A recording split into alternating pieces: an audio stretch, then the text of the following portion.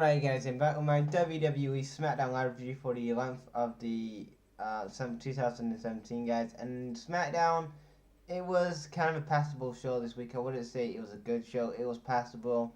If you really didn't watch Smackdown, if you only watched kind of like a couple of segments, guys. If you watch like a couple of segments of like the show, then I wouldn't blame you because this Smackdown was just passable at best. And we have like Battleground and like I think next Sunday's Battleground. So yeah, SmackDown Live needs to get their ass together and start get some kick-ass Raw like kick-ass performances. Going into Battleground because I'm not intrigued going into Battleground next Sunday. Like okay, we're gonna probably have Kevin Owens and AJ Styles again, and obviously Jinder Mahal, Randy Orton, and whatever, and Nakamura and Baron Corbin now. But like I'm not really excited for those matches to be honest. And I need something to really get me invested into watching those matches, and maybe Mike Kanellis, sorry versus Sami Zayn. So obviously that as well. So yeah. So anyway, SmackDown stuck with it. AJ Styles coming out and talks about how he won the US title, and he basically says that the US Open Challenge is back again. So basically, Cena answers the challenge. Basically, Cena versus AJ. The match never gets started because Rusev and Kevin Owens attack AJ and Cena. This leads to a tag team main event later on in the night. Then we have backstage, we had the women backstage with Shane, and basically Shane was like, you know what?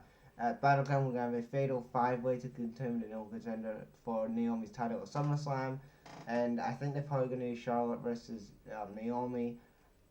They could do Becky and Naomi, but I think the ideal feud and the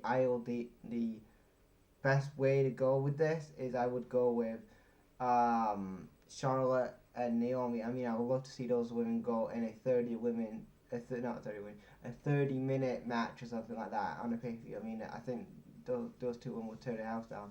But yeah, and then after that we had Jinder Mahal versus Ty Dillinger. Yes, Ty Dillinger returned from hibernation or whatever he's been under a rock the last couple of months, and he faced Jinder Mahal. It was an okay match. Jinder won with his camel clutch slam thing.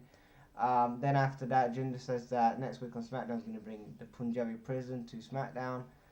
So it looks like they're going to build that up one last time. That match between Randy Orton and Jinder Mahal for the WWE title. And we had some fashion final segments where there was being some cowboys or something, whatever.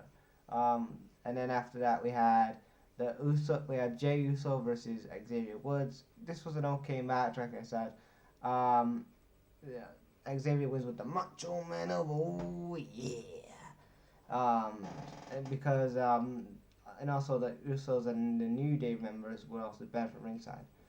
But yeah, it was an okay match. And then we had the women's tag match. It was Tamina, Natalia versus Becky and Charlotte.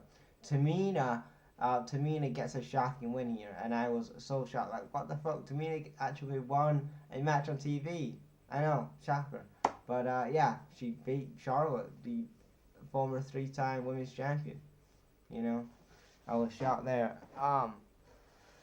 Then we have Sami Zayn backstage with Mike and Marie Kanellis. Basically, this was a trap to basically attack Sami Zayn. So basically, Maria slaps Sami. Then after that, Mike hits him with a vase, and then this is going to basically lead up to Mike and Maria's first feud in WWE. Is going to meet with Sami Zayn, like I said last week. And yeah, I think good booking there. I think Sami Zayn can get a good match out of Mike Kanellis. Like I said, I'm not a big Mike Kanellis fan, or kind of like Maria Kanellis at all. So, like, in my opinion, I was never a fan of them in TNA or Ring of Honor. So, I don't know if I'm going to be a fan of them now with this whole gimmick. But I'm giving this gimmick a chance, this whole look gimmick. So, I'm giving it a chance. What was it next after that? Oh yeah, then we had Nakamura and Corbin. It was supposed to be at this match, and basically the match never starts.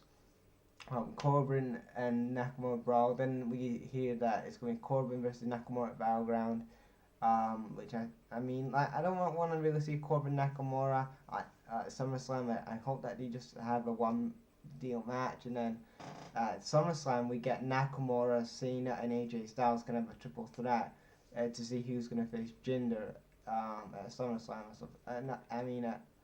I don't know, as like at the next SmackDown pay-per-view after SummerSlam. But yeah, that's what I want to see. AJ Styles, Cena, and Nakamura all in the same ring together. Maybe WrestleMania or SummerSlam this year. That's what I want to see.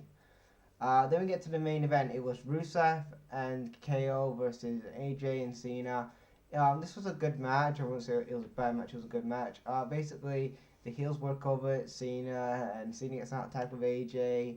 AJ hits a phenomenal forearm, gets the win. Then Cena hits the AA on KO, and then Cena and AJ get the win. And then that's how SmackDown really ended. Overall, like I said, SmackDown was a passable show.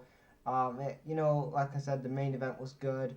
Um, what else was it on the show? Yeah, that was it. Just kind of the main event was good.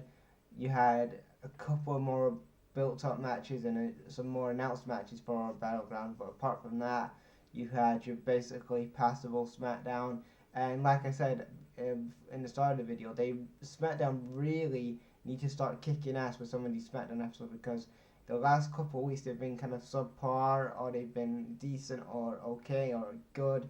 They've never been great like they was beginning of the year or late last year, and they really need to get that form back again where they can deliver the awesome shows that they had late 2016, early 2017 going into WrestleMania 33 and stuff like that. So I hope that hopefully they have one more week before Battleground, and I hope that they kick ass on that go home show before Battleground, because if they don't, then the pay-per-view is going to fall off, in my opinion. The pay-per-view better deliver, and the SmackDown before that's got to deliver, because if they don't deliver, then Battleground's going to be fucking screwed, because people ain't going to get invested in Battleground, and people ain't going to watch it because it's going to suck. So, yeah, that's my WWE, that's my WWE SmackDown Live review, and check you guys later.